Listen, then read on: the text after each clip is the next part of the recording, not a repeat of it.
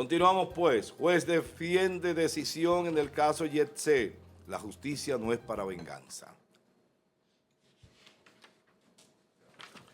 El juez del primer juzgado de la instrucción del Distrito Nacional, Raimundo Mejía, defendió su decisión de enviar a juicio a Antonio y Maribel Espaillat por la tragedia ocurrida en la discoteca Yeset, bajo la tipificación de homicidio involuntario, al sostener que los tribunales deben actuar conforme a la ley, no guiados por presiones o sentimientos de venganza. El magistrado explicó que tras analizar la conducta de los imputados no encontró elementos que permitieran aplicar la figura del dolo eventual como reclamaba una parte de las víctimas, insistiendo en que la justicia debe regirse por los principios de legalidad, razonabilidad y proporcionalidad. Al emitir el auto de apertura a juicio, Mejía dispuso además la inmovilización de bienes de los hermanos Espaillat hasta por 500 millones y mantuvo las medidas de coerción impuestas previamente. Asimismo, excluyó del proceso penal al Ayuntamiento del Distrito Nacional, al Ministerio de Obras Públicas y a otras instituciones estatales señaladas como responsables civiles, al aclarar que cualquier reclamación patrimonial contra el Estado debe ser conocida por el Tribunal Superior Administrativo, conforme a lo establecido en la Ley 107-13. Vamos a la pregunta del día. ¿Está de acuerdo con que el caso del Yetse sea juzgado como homicidio involuntario, pese a que la tragedia dejó 236 fallecidos y más de 80 heridos? Esa es la pregunta. Háganos el feedback, 829-451-3381, nuestra vía de comunicación a través del WhatsApp. Allí le vamos a leer su comentario o su respuesta a esta pregunta. Carolina, adelante. Bien, este caso que según refiere el señor Camacho y que en otras ocasiones ha referido términos similares. Camacho no aprende. Sí, realmente desde que vi la información lo que me resonó fueron sus declaraciones en determinados momentos. ¿Qué dijo? Con los diferentes casos y los huracanes categoría y de toda índole, en esa línea es que me refiero, pero ciertamente guardando la distancia de lo sensible, de lo impactante, de lo doloroso y todo lo que nosotros vivimos como sociedad y donde tenemos a decenas de familias y generaciones que se verán afectadas por este caso, con niveles de irresponsabilidad mayúscula, donde se obviaron aspectos básicos de seguridad, señores, de un establecimiento. Estamos hablando de cuestiones básicas. Tú ver cayendo arena, ver cayendo tierra, desparramándose el agua, tapándola con lonas, y aún así continuar desarrollando, en este caso, esta noche, un evento festivo.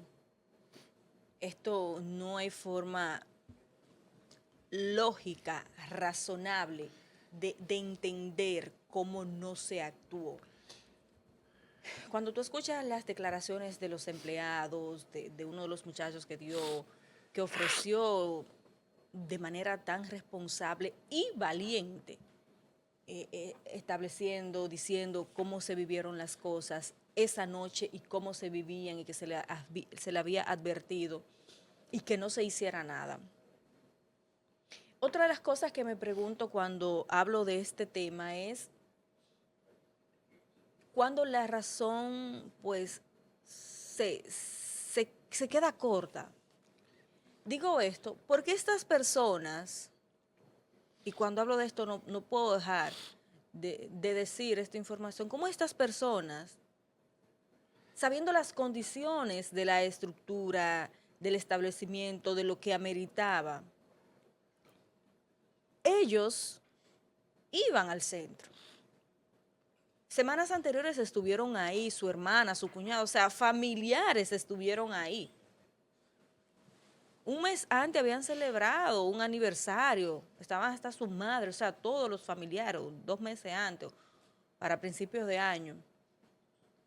Y el nivel de raciocinio de la claridad de ver las cosas, o no sabemos si de no invertir, de no gastar. O sea, tú no logras entender realmente qué puede pasar por la mente de un grupo de personas que dirige en este caso, una empresa privada. Porque ellos mismos estaban en riesgo. Porque si tú dices, no, bueno, ellos están por allá y nunca han ido ahí ni han estado ahí, tú dices, bueno, es que no le importaba, pero igual pudieron estar cualquiera de los familiares cercanos. De hecho, su hermana estuvo ahí. Pero fuera parte de estos niveles de irresponsabilidad y de si ellos estuvieran o no, aquí hay un tema de justicia. Aquí hay un tema de ley, de dar respuesta a estas familias, señores, y repito, a futuras generaciones que van a vivir con esto detrás. O sea, tú rompes un núcleo familiar, pero no es de una, de dos familias. Estamos hablando de decenas de gente, de niños que han quedado huérfanos, de parejas que perdieron a sus esposos, de gente que vino un solo día a este evento, fuera. O sea, y eso se supone que debe de tener un peso y que debe de tener un cargo y que debe de haber sanciones. Y que si bien es cierto que nosotros hemos observado serias señales alrededor del caso en búsqueda de quitarle lo fuerte que es o tratar de bajarle un poco a lo que es el hecho. Uno de ustedes acá ha referido, yo no tengo la información, de que desde el Estado a sus empresas de comunicación reciben millones o continúa recibiendo millones de pesos a través del negocio que es la publicidad.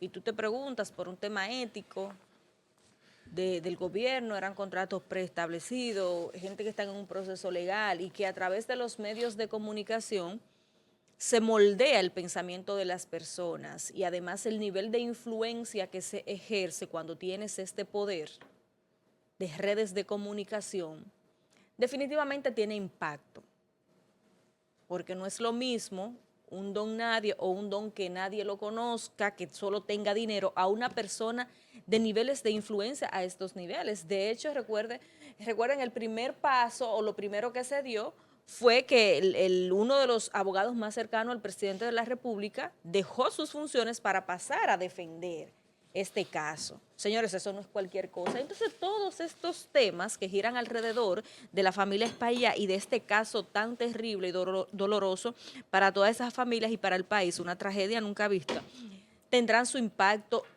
de alguna forma. Nosotros como sociedad lo que deseamos y aspiramos es sencillamente que estas familias y que este acto con niveles de irresponsabilidad mayúsculo, no creo que haya una palabra para tildar lo grave que ha sido desde el punto de vista de la ejecución, de la dirección, de la administración de una empresa privada, lo que sucedió acá. No hay una palabra. Bien. Entonces, no confiamos tanto, sobre todo cuando escuchamos a Jane o a Camacho decir sobre esto, pero se supone o se entiende que algo debe de pasar a nivel de sanciones y de justicia. Yuri, adelante. Bueno, el problema principal en República Dominicana es que el tiempo se lleva todas las noticias. Y en este caso, creemos que va a ser la excepción, en el caso de Yepse. Lo primero es que debemos evaluar la magnitud de la tragedia. Es la segunda o tercera tragedia más grave con respecto a en ese aspecto que se ha dado en Latinoamérica. La más grave en República Dominicana, pero en Latinoamérica, donde existen más de 500 millones de personas, es la más grave. Pero ¿qué sucede? ¿Qué es lo que busca el pueblo dominicano? El pueblo dominicano lo que busca algo que se le ha negado desde el aspecto histórico, justicia. Porque aquí vemos una lucha desde, si la vemos, como dicen los ideologizados, si la vemos desde el poder, vemos la lucha entre un sector pudiente y un sector menos pudiente.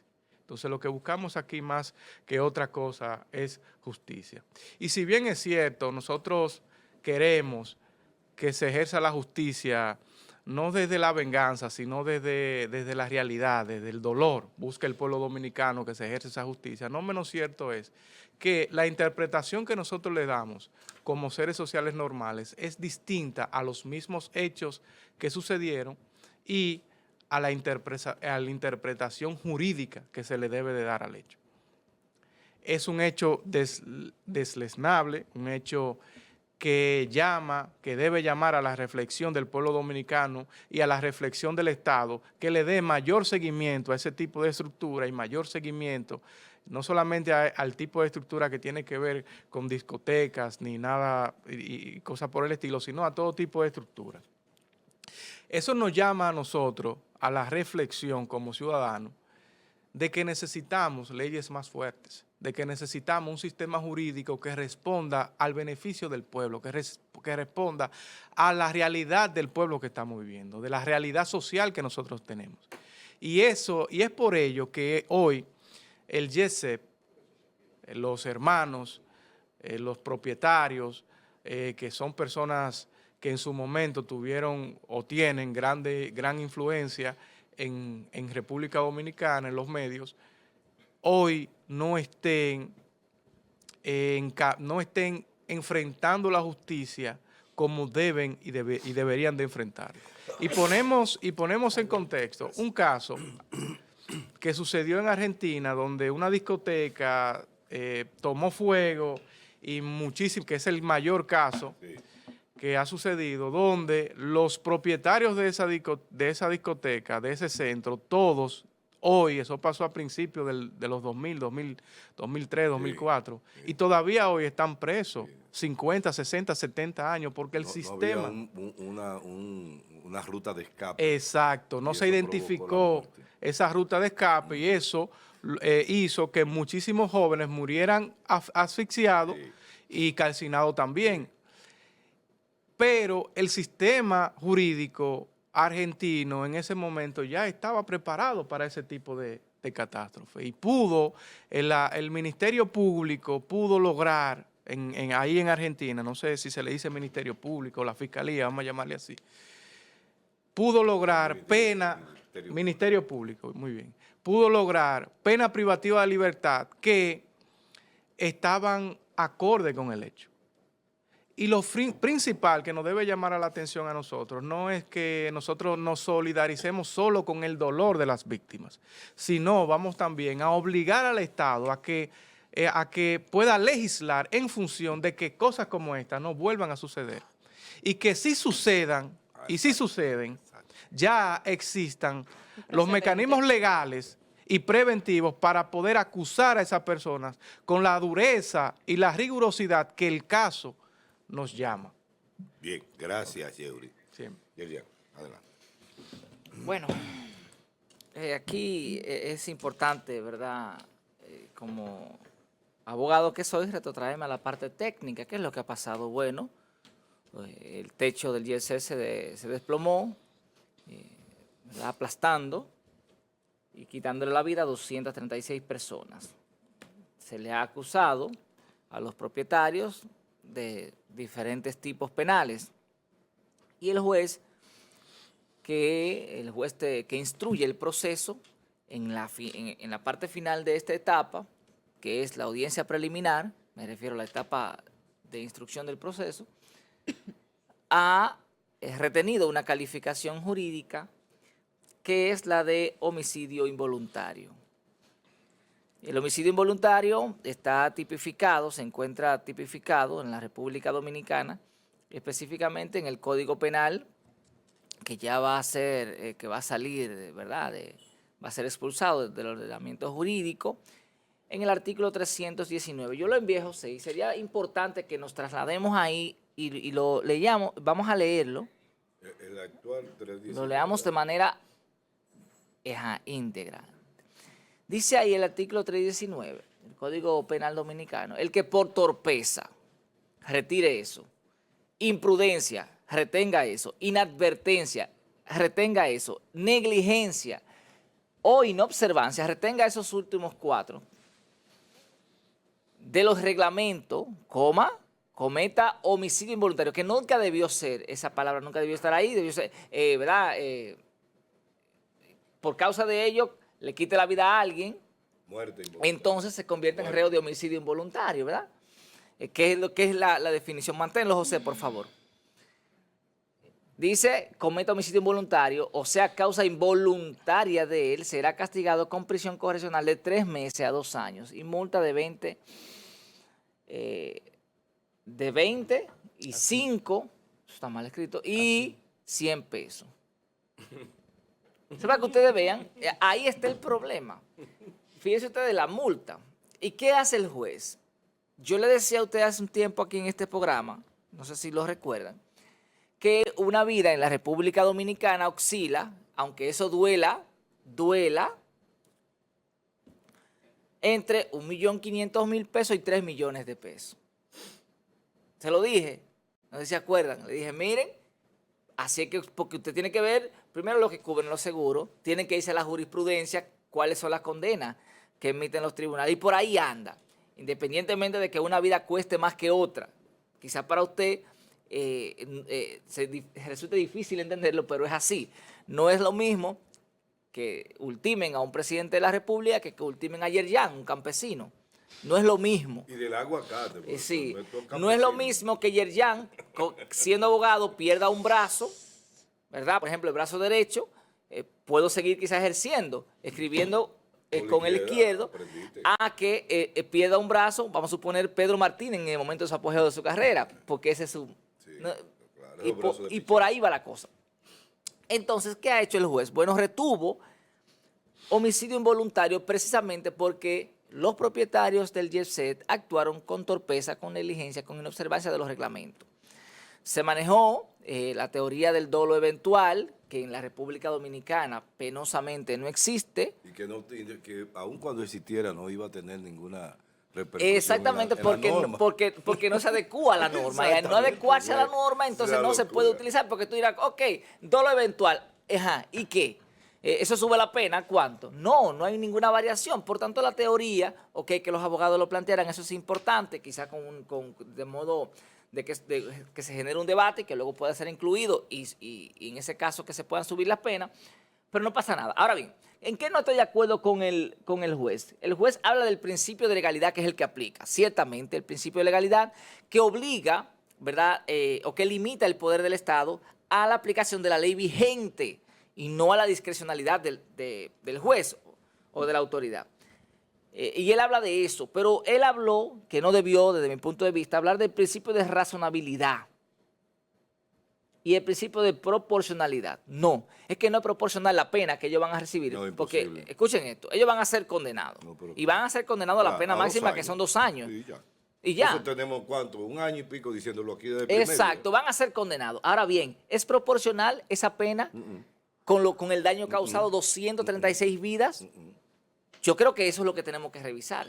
Ok, hoy nos rasgamos la vestidura, pero tenemos que revisar. Entonces, lo que la sociedad debe exigirle, en vez de rasgarse la vestidura con la decisión del juez, es al Congreso que legisle. Exacto. Que legisle para que eso cambie, porque uno de los motivos y de los objetivos del derecho penal, para concluir, Amado, es precisamente la intimidación del ciudadano para que no cometa los hechos. Es decir, mira, a Juan lo condenaron por esto, entonces yo tengo que cohibirme de cometer esa acción, porque me van a cantar esa cantidad de años.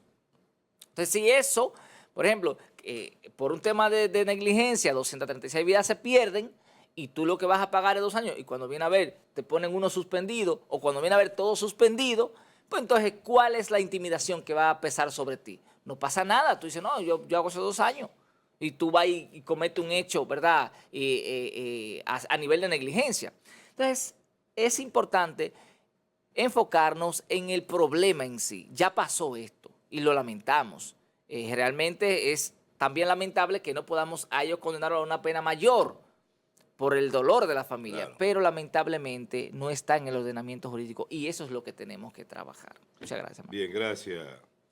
Mira, el derecho penal nuestro es un derecho penal estático, estancado, anacrónico, incapaz, óigalo bien, de resolver los problemas y conflictos penales que surgen en una sociedad.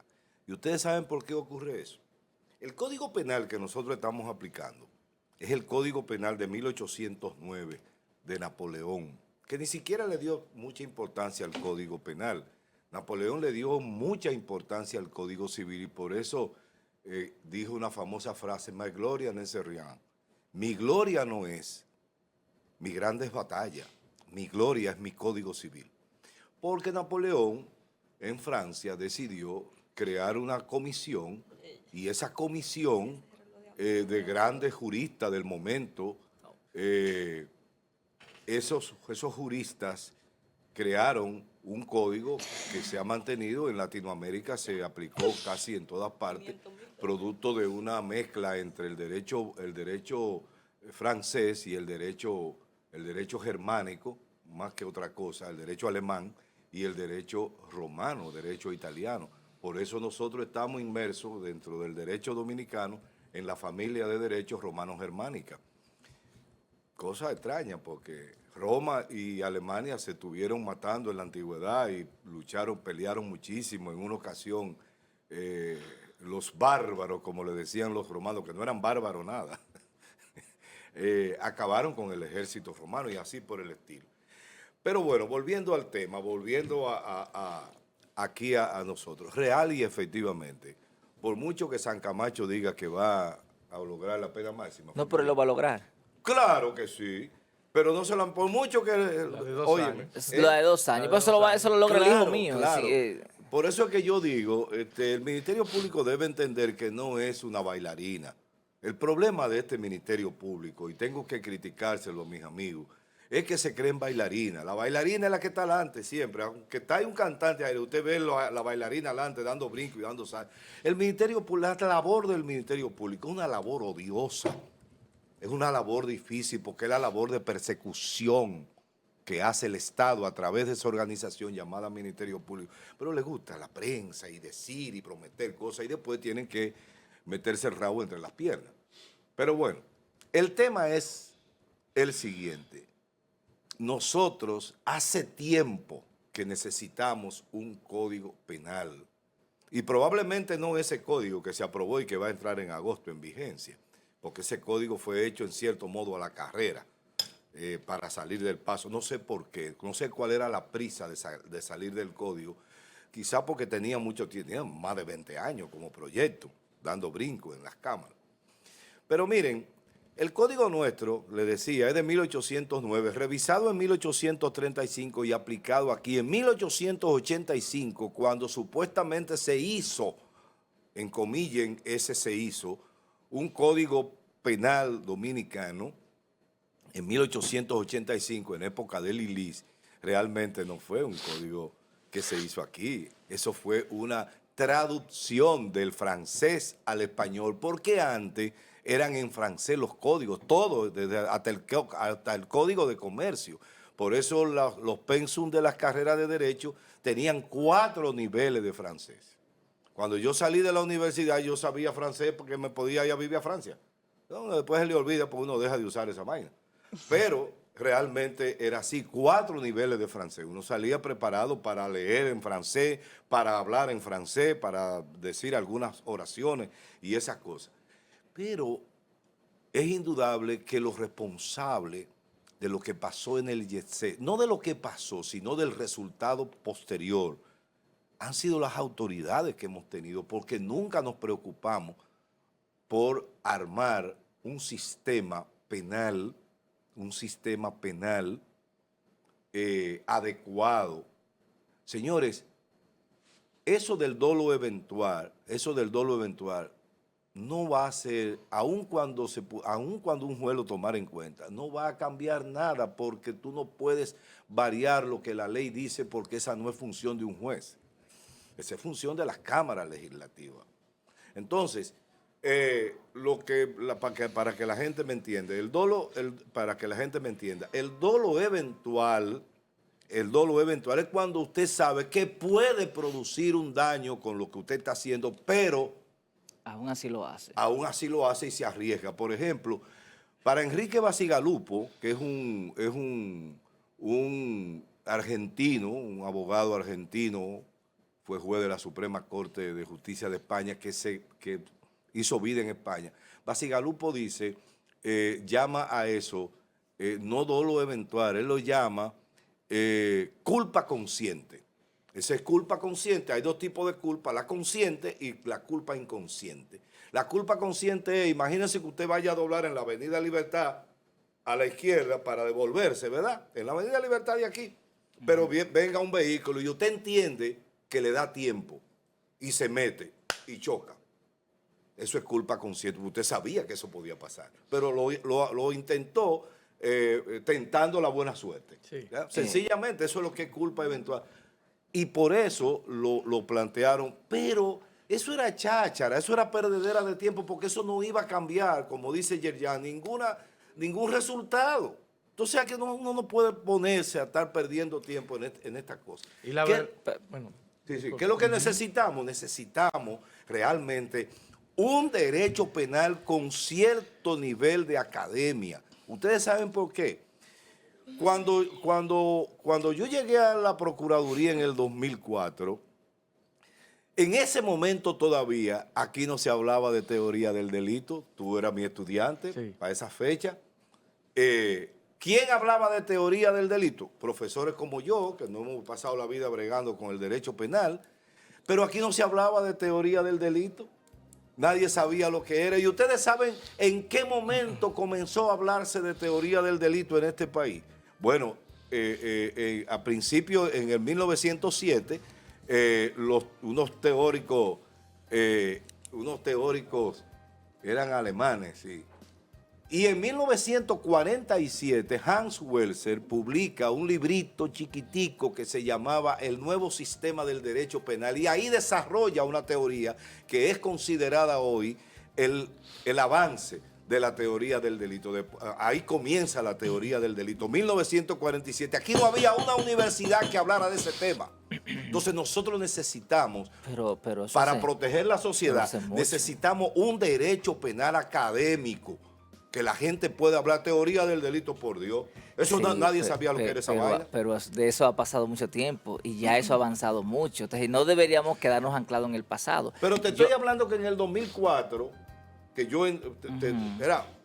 comenzamos en la escuela del Ministerio Público a tratar ese tema, y ahora, hace menos de 10 años, es que las escuelas están dando teoría del delito.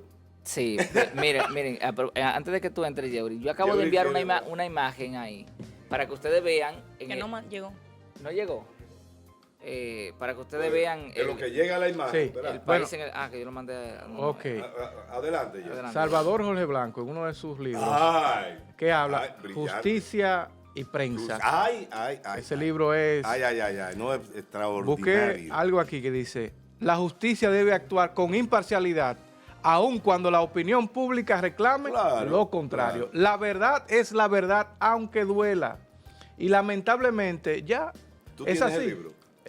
Pero lo tengo digital. Sí, sin embargo, miren, nosotros estamos viendo hace varios días, yo he visto sorprendido, pero muy sorprendido, esto que publicó el senador de la provincia de Duarte, Franklin Romero. Comisión Y especial. me sorprendió muchísimo porque miren qué dice, si pueden quitar por favor el titular para que la gente lo pueda leer, dice, hemos sido designados como miembros de la Comisión Especial del Senado encargada del estudio del proyecto de ley que modifica y deroga algunos artículos del nuevo Código Penal Dominicano. Ya van a derogar. Es decir, fíjense ustedes en el nivel que nosotros estamos. Esa es la razón por la que Sí. nosotros estamos jodidos. Sí. Porque se hacen las cosas a la carrera sin consultar. Para Pero decir que lo espérate, hicieron, para decir que lo Exactamente, reformaron. Porque a veces Sí. va a depender del discurso, de qué tan cercano está el discurso del presidente, para el presidente decir, logramos la transformación. Código Y hay que Penal. decirlo, Espérate. Danilo fue más responsable Claro que sí. Luis Abinader con Claro. respecto al nuevo Código Pero Penal. oye, déjame mucho decirte una más vaina. responsable. Déjame decirte una cosa, señores. Porque Ese Abinader código quiere que logro, sí. aunque ese sea código logro. que se va a estudiar para modificarlo todavía no está vigente. Exacto, pero O fíjate sea, en tú. agosto entra en Exacto. vigencia y ya lo están modificando. Pero fíjate Pero tú, por fíjate Dios. tú. Ahora, ¿qué cambió?